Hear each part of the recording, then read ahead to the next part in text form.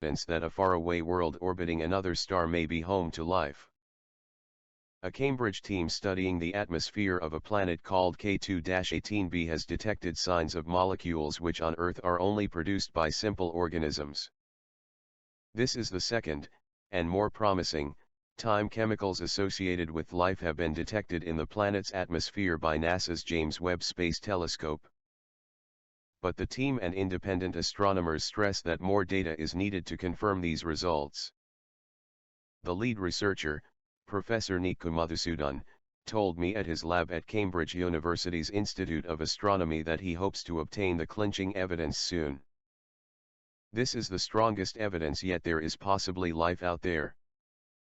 I can realistically say that we can confirm this signal within 1 to 2 years.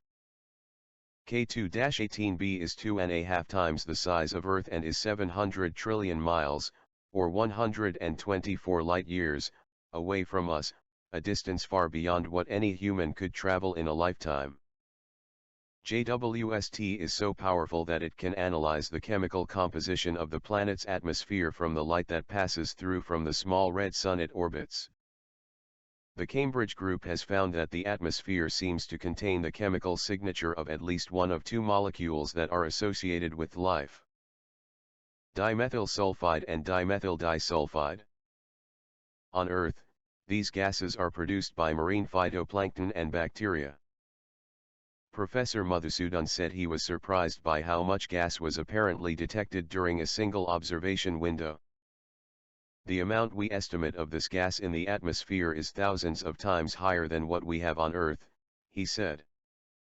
So, if the association with life is real, then this planet will be teeming with life, he added. Professor Madhusudhan went further: if we confirm that there is life on K2-18b, it should basically confirm that life is very common in the galaxy. He told BBC Radio 5 Live on Thursday, "This is a very important moment in science, but also very important to us as a species. If there is one example, and the universe being infinite, there is a chance for life on many more planets." Dr. Sabir Sarkar, a lecturer in astrophysics at Cardiff University and part of the research team, said the research suggests K2-18b could have an ocean which could be potentially full of life, though he cautioned scientists don't know for sure. He added that the research team's work will continue to focus on looking for life on other planets. Keep watching this space. The truth about life on other planets, and what it means for humans. There are lots of ifs and buts at this stage, as Professor Madhusudhan's team freely admits. Firstly, this latest detection is not at the standard required to claim a discovery. For that, the researchers need to be about 99.99999% sure that their results are correct and not a fluke reading. In scientific jargon, that is a 5 sigma result. These latest results are only 3 sigma, or 99.7%. Which sounds like a lot, but it is not enough to convince the scientific community. However, it is much more than the 1 sigma result of 68% the team obtained 18 months ago, which was greeted with much skepticism at the time. But even if the Cambridge team obtains a 5 sigma result, that won't be conclusive proof that life exists on the planet. According to Professor Catherine Hymans of Edinburgh University and Scotland's Astronomer Royal, who is independent of the research team, even with that certainty, there is still the question of what is the origin of this gas, she told BBC News. On Earth it is produced by microorganisms in the ocean. But even with perfect data we can't say for sure that this is of a biological origin on an alien world because loads of strange things happen in the universe and we don't know what other geological activity could be happening on this planet that might produce the molecules. That view is one the Cambridge team agree with. They are working with other groups to see if DMS and DMDS can be produced by non-living means in the lab. There is still a 0.3% chance that it might be a statistical fluke, Professor Madhusudhan said.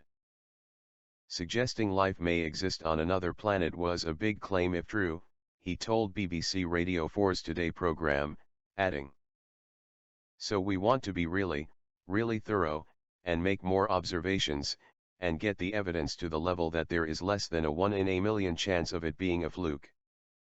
He said this should be possible in maybe 1 or 2 years. Other research groups have put forward alternative, lifeless, explanations for the data obtained from K2-18b. There is a strong scientific debate not only about whether DMS and DMDS are present but also the planet's composition. The reason many researchers infer that the planet has a vast liquid ocean is the absence of the gas ammonia in K2-18b's atmosphere. Their theory is that the ammonia is absorbed by a vast body of water below. But it could equally be explained by an ocean of molten rock, which would preclude life, according to Professor Oliver Shortall of Cambridge University.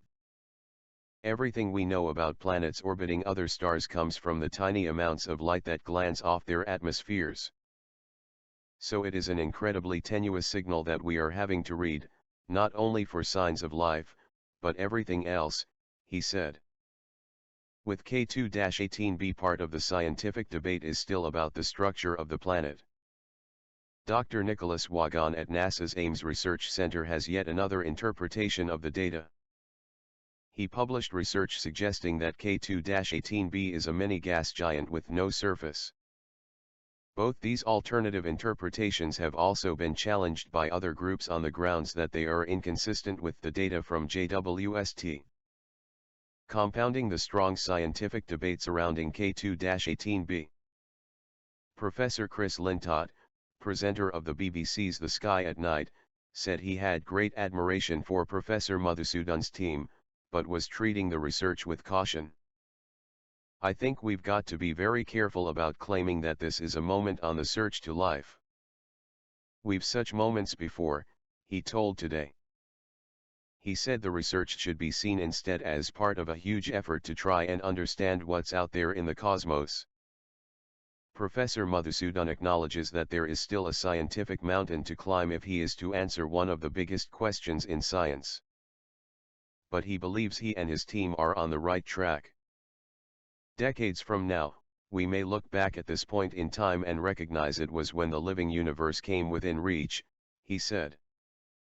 "This could be the tipping point, where suddenly the fundamental question of whether we're alone in the universe is one we're capable of answering." The research has been published in the astrophysical journal Letters.